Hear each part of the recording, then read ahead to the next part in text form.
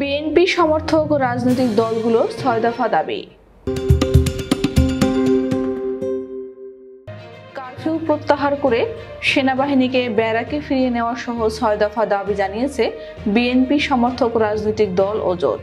শনিবার এক বিবৃতিতে দলগুলো এ দাবি জানায়।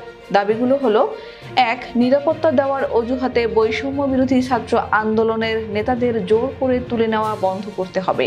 যাদের তুলে নেওয়া হয়েছে তাদের অনতিবিলম্বে ছেড়ে দিতে হবে। ২.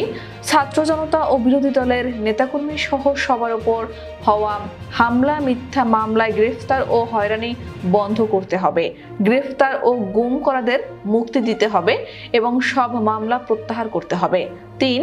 অবিলম্বে সব শিক্ষা প্রতিষ্ঠান চালু ও শিক্ষার্থীদের নিরাপত্তার ব্যবস্থা নিশ্চিত করতে হবে এবং শিক্ষার্থীদের ৯ দফা মেনে নিতে হবে। ৪.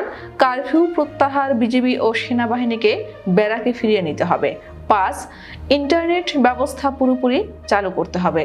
৬. আন্দোলনকারী ছাত্র জনতার উপর হামলা, গুলি, হত্যার পরিকল্পনাকারী, নির্দেশদাতা ও বাস্তবায়নকারীদের বিচারের আওতায় আনতে হবে এবং সব হত্যার দায় স্বীকার করে প্রধানমন্ত্রী শেখ হাসিনাকে অবিলম্বে রাষ্ট্রপতির কাছে ক্ষমতা হস্তান্তর করে পদত্যাগ করতে হবে। বিবৃতিতে সরকার বিরোধী রাজনৈতিক নেতাকর্মীদের গ্রেফতারে চিরুনি অভিযানের তীব্র নিন্দা ও প্রতিবাদ জানানো হয়।